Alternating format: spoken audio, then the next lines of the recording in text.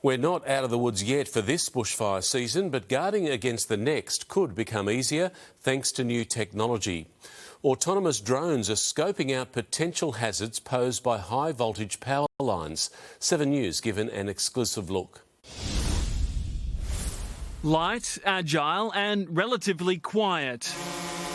Imagine a helicopter doing this. Well, it used to, but not anymore, and never like this. When it gets to the top of the pole, it performs a predetermined inspection routine. Observing 180,000 power poles in Endeavour's network in high resolution. The drone is also capturing 2 images at the top of the pole, where the helicopter previously would only capture 1. Covering 13,000 kilometres of power lines in bushfire-prone land, roughly the same distance between Sydney and the North Pole. The Blue Mountains is today's arena for the first fully automated drone inspection of this kind. 20 drones will collect images until July, when crews will be deployed to find the faults and fix them before next bushfire season. Helicopters would fly about 300 metres above power lines, whereas the drone hovers just 3 metres above them.